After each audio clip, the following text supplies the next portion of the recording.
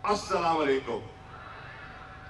अल्हम्दुलिल्लाह वो काफिला जो लाहौर से रवाना हुआ था आज रावलपिंडी दाखिल हो चुका है और अल्हम्दुलिल्लाह हमारा जो अज़्म था कि हमारा मार्च आईन और कानून के दायरे के अंदर होगा, हमने अपना वादा पूरा किया। कौम ने देखा हम पर हमला किया गया, कौम ने देखा हमें मुश्तइल करने की कोशिश की गई, कौम ने देखा हम पर तोहमतें लगाई गई, कौम ने देखा टेलीविजन खास चैनल्स ने हमारी पगड़ी उछालने की कोशिश की गई। लेकिन आज तहरीक-ए-इंसाफ के कारकुनों, मैं आपको खराज तहसीन पेश करने के लिए हाजिर हुआ हूं कि आपने अपनी सियासी पुख्तगी का मुजाहरा किया, आप मुश्तइल नहीं हुए, आपने अमन का दामन नहीं छोड़ा, आपने तशद्दुद का रास्ता नहीं अपनाया, आपके कप्तान को गोलियों से छल्ली किया गया, आपके कारकुनों को पार करेंगे तीर के टुकड़े, ये नारा लेकर इंशाअल्लाह सिंध में इमरान खान दाखिल होने आ रहा है। जैसे सेहत ने इजाजत दी, इमरान खान सिंध आ रहा है, आर करेगा, पार करेगा, तीर के टुकड़े चार करेगा। ये है हर सिंधी के दिल की आवाज। लेकिन वो घबराया हुआ है, वो कहता है कोई सर पे हाथ रखने वाला तो हो, कोई संभालने वाला तो हो। अच्छा, घबराया हुआ ना होता तो बताओ, कराची में बल्दियाती इंतखाबात के लिए अदालत ने जो फैसला किया उसके रास्ते में रुकावट बनता? आज कहते हैं दो कुव्वतें थी सिंध की, एक अर्बन सिंध की कुव्वत एनक्यूएम और रूरल सिंध की कुव्वत पीपल्स पार्टी। कमाल की बात यह है कि आज पीपल्स पार्टी और एनक्यूएम जो एक दूसरे को काटते रहे, आरी से, सियासी आरी से एक दूसरे को काटते रहे, आज एक ही पलड़े में, एक ही कश्ती के सवार हैं, एक ही काबीना में बैठे हैं और दोनों मिलकर खाइफ हैं कि कहीं इमरान खान कराची में बल्दियाती इंतखाबात में मैदान मार गया तो हमारा क्या बनेगा। जिस तरह नून वाले कह रहे हैं और घबरा रहे हैं कि ज़िमनी इंतखाबात के बाद इमरान खान ने कहा जहां तुम ज़िमनी इंतखाबात करवाओगे इमरान खान, मैं कहते हूं मैं हर जगह लड़ूंगा, मैं जाके मुकाबला करूंगा। 8 सीटों में लड़ा, जीता तो सच्चा तो था, कहता था मैं कल्ला ही का।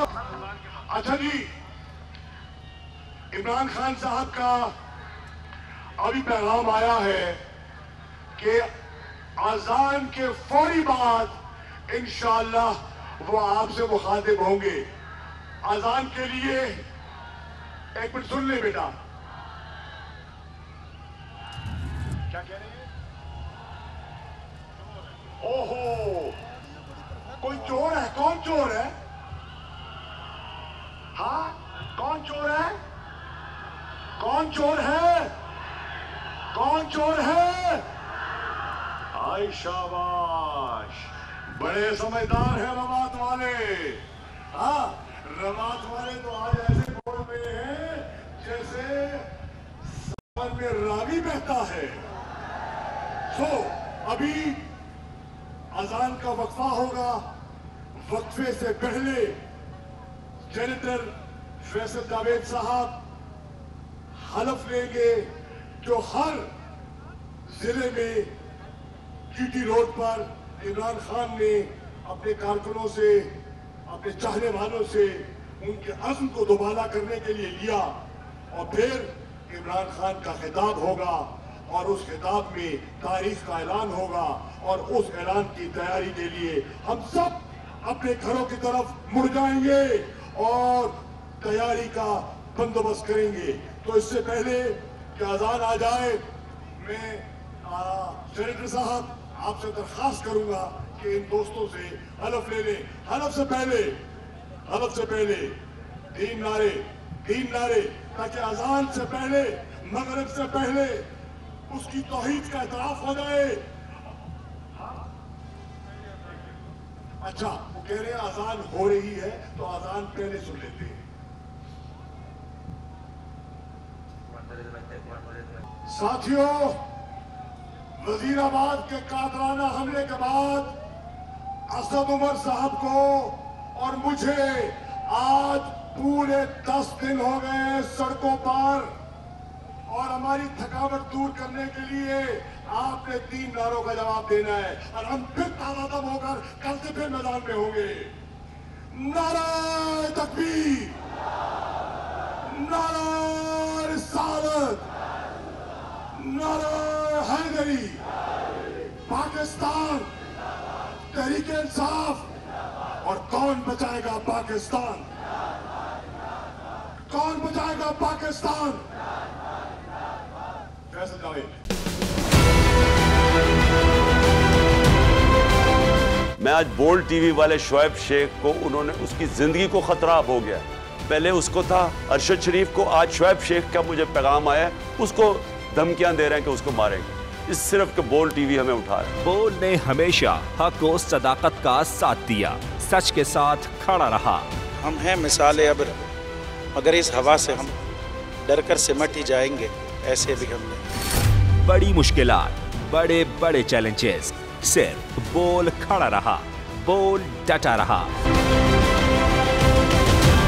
बोल को है जरूरत अवाम के दुआओं की।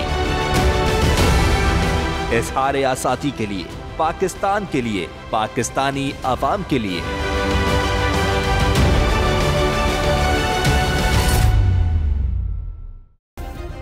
सब्सक्राइब करें और बेल दबाएं ताकि कोई खबर रह न जाए।